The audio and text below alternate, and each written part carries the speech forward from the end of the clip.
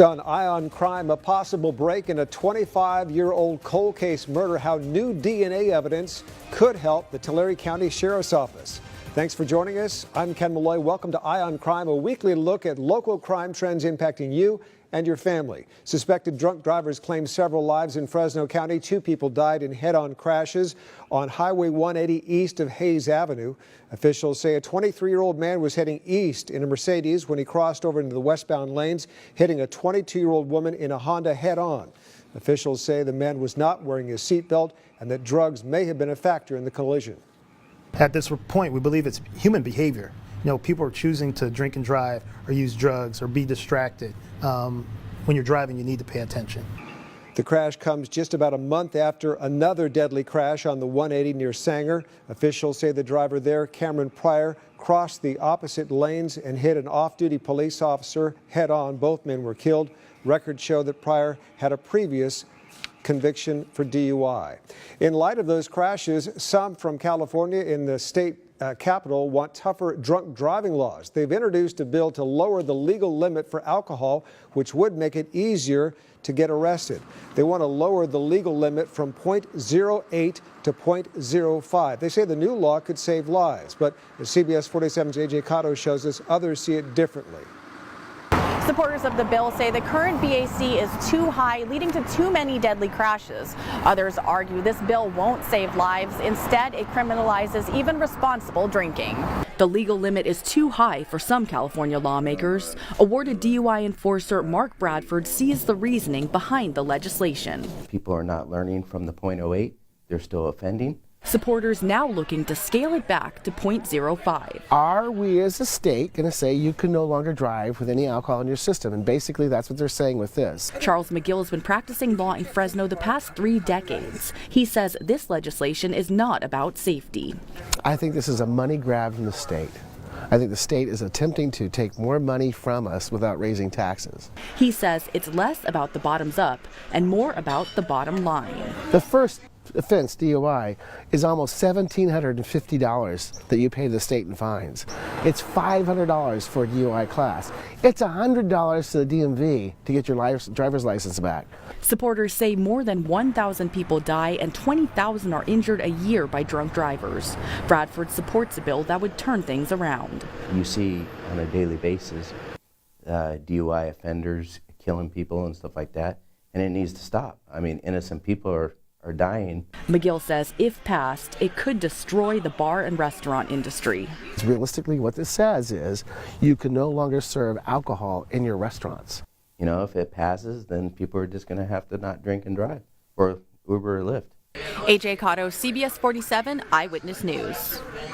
Joining me now is Justin Foraker with the CHP. We just saw a report about changing the levels for what is legally intoxicated on the road. I know you can't talk about pending legislation, but talk to us about what you're seeing as far as DUIs here in the Central Valley. So DUI is something that just doesn't ever seem to go away. For whatever reason, you know, people are going to make that choice. And we have seen a little bit of an upswing, and I think that in the news we've seen a little bit of what that can cause, you know, at the end result with those fatal traffic collisions we've had out on the 180 the past month and a half or so. So it's just one of those things that seems like a never-ending battle for the Highway Patrol. Do you marvel at the fact that with Uber and Lyft and other messages of other ways to get home after you've been drinking, that people still drink and drive? You know, it is kind of amazing, you know, that we have options out there that are so readily available and easy to use to allow us to get home or from point A to point B safely, that we still run into this problem. But, you know, again, DUI is one of those crimes that it can't happen to good people, you know, just make a bad choice. And what can people do at home besides not drinking and driving at all? If they go out and have a glass of wine, how can they tell whether they've crossed that line? You know, that's a very difficult kind of a gray area, right? You know, if you're going to go out to dinner and you're going to have 1 glass of wine over an hour and a half or 2 hours, to say that you're under the legal limit is probably pretty good.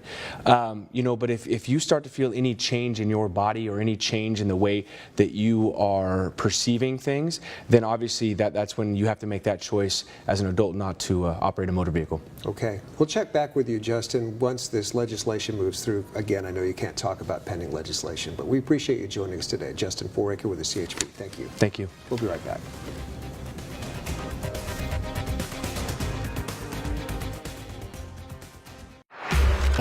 Service. News is happening. And when news breaks, you have questions. CBS 47 works to get you answers, investigating the issues you care about, to be your voice, to be your eyewitness, and to make sense of it all. Every night, Murrow and Emmy Award-winning Eyewitness News investigates with Ken Malloy and Catherine Herr on CBS 47 Eyewitness News. In the South Valley, Tulare County Sheriff's officials are hoping that new DNA evidence may help solve a 25-year-old cold case murder. CBS 47's Catherine Herr shows us how. The Tulare Sheriff's Department released a video about the murder of 10-year-old Angelica Ramirez, hoping that new information will help solve the cold case. Back on March 3rd, 1994, Angelica disappeared from the Visalia swap meet after she walked to the bathroom. She was there with her mother. She sold things at the swap meet in Visalia, so I would go with her and help her by watching my little brother and sisters. As part of the Tulare Sheriff's Help Find My Killer project, a narrator tells Angelica's story in her own words. It was 2 days later that my body was found near the town of Pixley. I had been thrown into a ditch like a piece of trash. The man responsible for my death did some terrible things to me, and he needs to be caught so he can't hurt anyone else. The suspect has remained a mystery for 25 years, but the Tulare Sheriff utilized new DNA testing that can put together a profile based on DNA left at the crime scene. By analyzing that DNA, the system comes up with a composite sketch of what the suspect looks like at age 25, at age 50, and even at age 75, putting a face to the crime. Somebody saw something or even heard something that may help catch my killer. And that was Catherine Herr reporting. Here's another look at those composite sketches of the suspect. It's the same person at 25-year increments. If you have information on the case, you're asked to contact the Tulare County Sheriff's Office. Coming up on this edition, a new documentary claims that Fresno is facing a meth epidemic.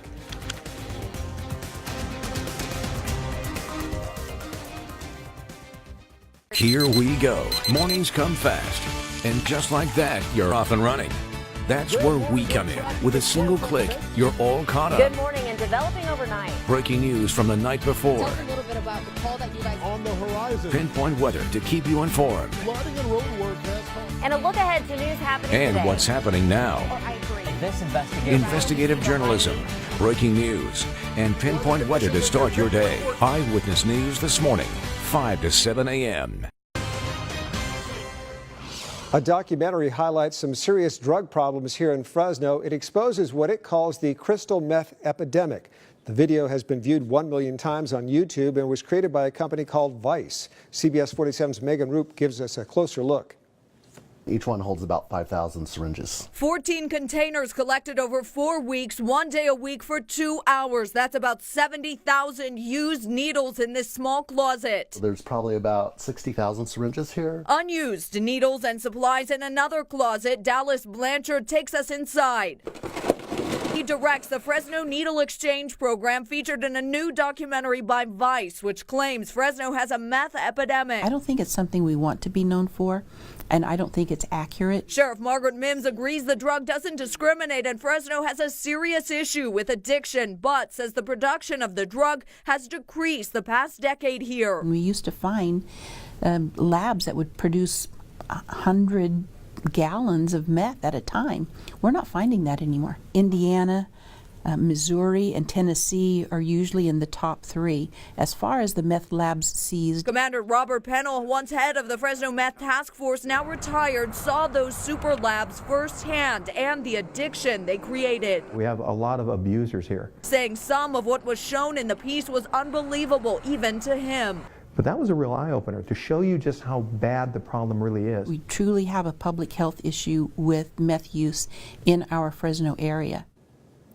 And that was Megan Roop reporting. Still to come, Fresno Police Chief Jerry Dyer makes a big announcement about his retirement.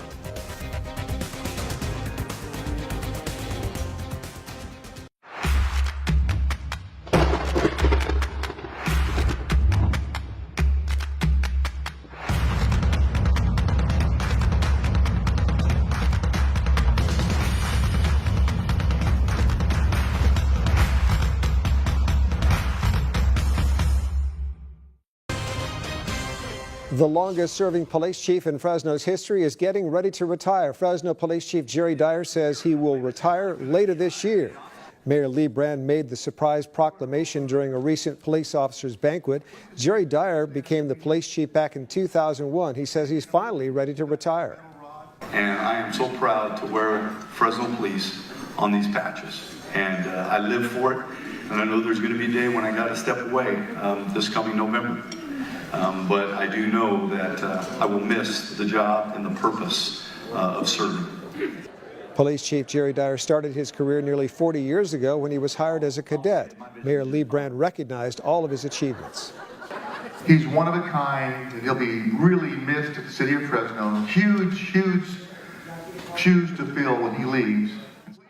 During the announcement, the mayor marked March the 1st as Jerry Dyer Day in the city of Fresno. Recently, several police officers were honored for their service during the Officer Award Banquet ceremony. In Tulare County, the Sheriff's Department there named Matt Conley as the Officer of the Year. He's also serving as a drone operator. He became a deputy back in 2008 and has worked in the jail until 2014 when he joined the academy and then went on to patrol in the Pixley area for a year before moving to the Visalia substation. I like dealing with the public, like talking with people, like helping people. It's a great experience working with great people in this department, being able to help people in need.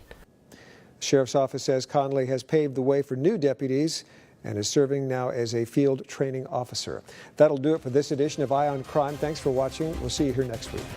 CBS 47 Eyewitness News is on air, online, on your tablet, and on your smartphone. Take Eyewitness News wherever you go and share your stories with us on Facebook, Twitter, and on yourcentralvalley.com.